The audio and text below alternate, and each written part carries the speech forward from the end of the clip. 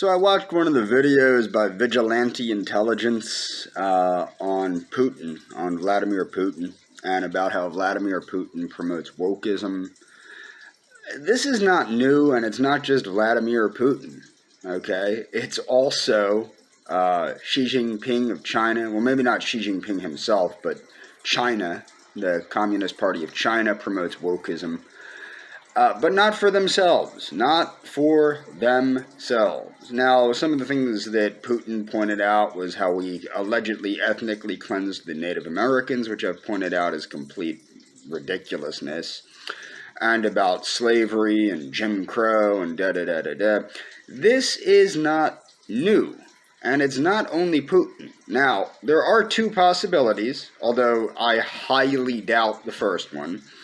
And the first possibility is that Vladimir Putin actually believes these things, because most people from outside of the United States believe that the United States is an inherently racist country that was founded on the ethnic cleansing of the Native Americans, and then we incorporated slavery and Jim Crow and blah, blah, blah. I've even met people in some parts of the world, in Europe even, that believe that the United States still has slaves. Okay? So, this is not new. If anybody watched that video I posted a link to, which the link will be in this too, it'll be under a playlist called Martin Luther King is a Communist Traitor to the United States. And there's also going to be an interview with an FBI informant that was a member of the Communist Party, a black woman, that explains how he was a communist traitor to the United States. But what's very important to understand is this is not new. That Yuri Bezmenov guy, the KGB dude that educated the Americans onto how to brainwash a nation, people should pay attention to that.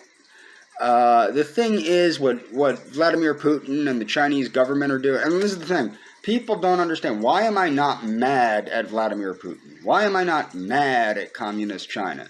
Why did I defend Communist China's treatment of the Uyghur population? Okay?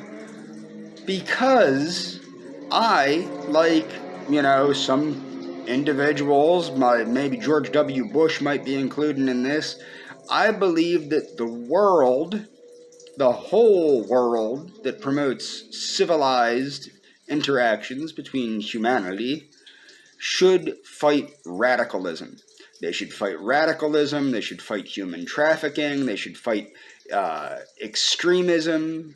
These things should be not seen as good things. That's why I don't care about the treatment of Islamic radicals by the People's Republic of China. I don't care if Russia takes care of some Chechen Islamic radicals. Okay? I'm not against that. I'm all for that. But the thing is, why does China and Putin promote disinformation about the United States? Why did Russia buy ad space to promote riots in Ferguson, Missouri in 2017? Why does it seem as though, from the Department of Homeland Security said, why does it seem as though China was arming Black Lives Matter insurgents?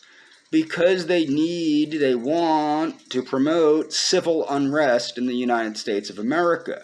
The weaker the United States is, the worse off we are to deal with our potential adversaries around the world. Whether those potential adversaries are a China that is getting more and more hungry to usurp land, whether it be in India or Taiwan or any of these other countries, or whether it's Russia because of the stupid policies of our government. But this type of disinformation is not fought with disinformation, it's fought with promoting understanding of why this disinformation is taking place, and it is fought with education. To educate the average American as to what American excellence is. The fact that the United States is the first people's revolution against imperialism. The fact that the United States fought a war to end slavery. This is the thing, is people want to say how racist the United States is. We're so racist that white Americans fought a war, murdered other white Americans to liberate an enslaved people that could not liberate themselves for whatever reason. Okay? And then we allowed these people, we forcibly integrated these people. That's how racist the United States is. And people will go, well, if the United States, these policies would not have existed. There wouldn't be any Jim Crow, Why was there Jim Crow? Why was there Jim Crow? Well, because some brain-dead moron assassinated President Abraham Lincoln. Why do I say that? Why? What does the Lincoln assassination have to do with Jim Crow? The fact of the matter is, President Lincoln and a number of prominent Republicans that were instrumental in freeing the slaves also wanted to give the slaves their own homeland in Africa. We had already had a colony set up called Liberia, and we were planning on populating that colony with the freed slaves to give them their shot at a real existence. The other thing that's important to understand is that the majority of white Americans at the time of slavery did not own slaves.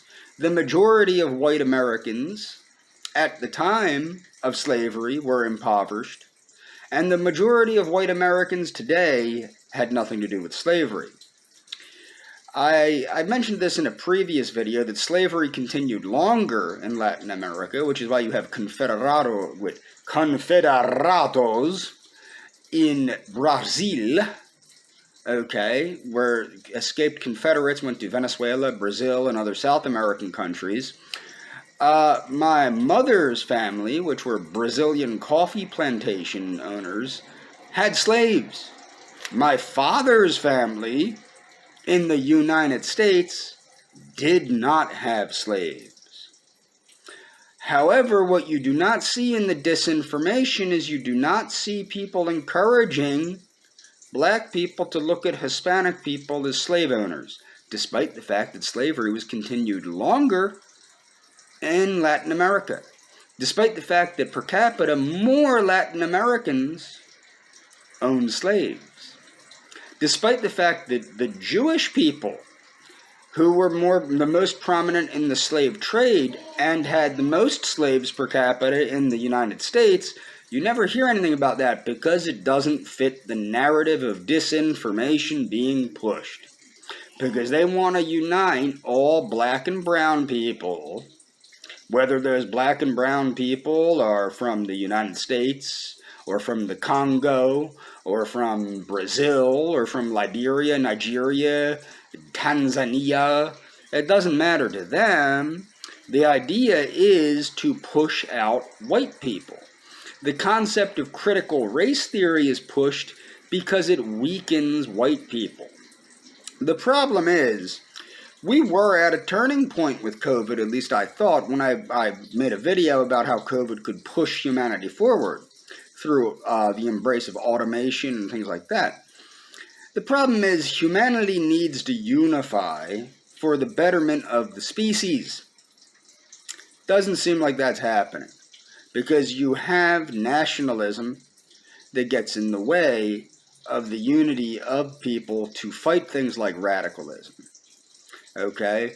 I don't think that the United States has any business telling China how to deal with its radical population any more than China does telling us how we deal with BLMers and Antifa. Okay? But the facts are the facts, and people want to say what people want to say, but disinformation cannot be fought with more disinformation. It can only be fought with sober-mindedness and accurate information. The only way to fight disinformation is with information. And that's all for this video.